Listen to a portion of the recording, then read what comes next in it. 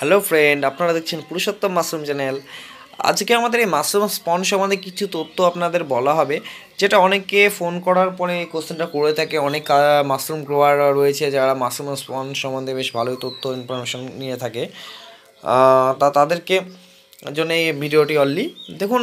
তারা যে ফার্স্ট কোশ্চেনটা করে থাকে যে আপনাদের এই মাশরুমের স্পন এটা লিকুইড কালচার থেকে তৈরি করা না সলিড মিডিয়াম থেকে তৈরি করা। তা প্রথমেই বলে দিচ্ছি, আমাদের যে স্পনগুলি থাকে অয়েস্টার হোক, মিল্কি হোক আর পেডিস্টাই হোক, টোটালটা হচ্ছে লিকুইড কালচার থেকে তৈরি করা। মানে দুটো মিডিয়া হয়, একটা সলিড মিডিয়া আর একটা হচ্ছে লিকুইড মিডিয়া। আমাদের লিকুইড মিডিয়া থেকে তৈরি করা হয় মাশরুমের স্পনগুলি। এবার লিকুইড মিডিয়াম আর সলিড মিডিয়ামের মধ্যে পার্থক্যটা কী দেখুন।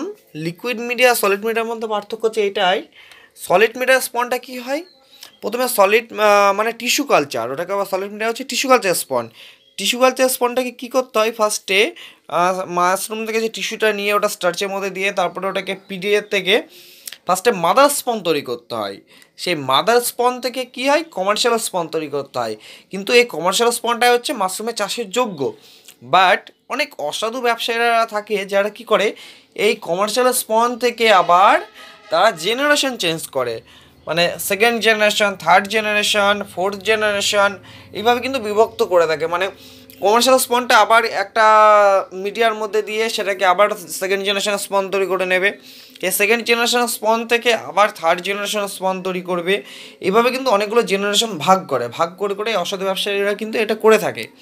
আর আমাদের লিকুইড কালচারের ক্ষেত্রে কী হয়, ডাইরেক্ট মাইসিলামটা প্যাকেটের পাশ দিয়ে কিন্তু ভেতরে ইনজেক্ট করে দেওয়া হয়। এই যে এর ভেতরে সম্পূর্ণটা মাইসিলামটা আছে, মাইসিলামটা টোটালটা লিকুইড কালচার। দেখুন, দেখলে বুঝতে পারবেন ভালো করে। এগুলো আমাদের টোটালটা হচ্ছে লিকুইড কালচার স্পন। তা সেক্ষেত্রে লিকুইড কালচার স্পনটা কি, টোটালটা লিকুইড মিডিয়াম থেকে তৈরি, সেহেতু এটাই ফার্স্ট জেনারেশনের স্পন, এটাই মাদার স্পন বলতে পারেন, এটাকে কমার্শিয়াল স্পন বলতে পারেন। মানে এটা থেকে আর বিভক্ত করা যায় না, এটার পাওয়ার সব থেকে বেশি। এর মাইসিলাম ধরুন ম্যাচিউর হতে 10 দিনের মধ্যে ম্যাচিউর হয়ে যায়, এবং ফার্স্ট কপিং বেডে বসানোর পরে গরমের সময় যেমন অয়েস্টার মাশরুম 18 দিনের মধ্যে আপনার ফার্স্ট কপিং চলে আসে, 15 দিন 18 দিনের মধ্যে। এবং মিল্কি মাশরুম 20 থেকে 22 দিনের মধ্যে বেড ম্যাচুর হয়ে যাবে, এবং 30-35 দিনের মধ্যে আপনার টোটাল ক্রপিংটা চলে আসবে মিল্কির ক্ষেত্রে। তাই এই ধরনের কোশ্চেনগুলো যারা করে থাকে তাদেরকে এটাই অ্যান্সারটা আছে। তা আপনারা আশা করছি যথেষ্ট বুঝতে পেরেছেন। আর এই হচ্ছে আমাদের অয়েস্টার মাশরুমের স্পন, সবই মিল্কিও মোটামুটি করা হয়েছে। তা কারো যাদের যাদের স্পনের প্রয়োজন প্লিজ কন্ট্যাক্ট করবেন আমাদের সাথে। আমাদের এই লিকুইড মিডিয়ার স্পন এবং ফুল ম্যাচুর স্পন পাবেন আমাদের কাছে। কন্ট্যাক্ট করুন 7699804183 এই নম্বরে। কন্ট্যাক্ট করার জন্য সকাল 11টা থেকে বিকাল 5টার মধ্যে কল করবেন।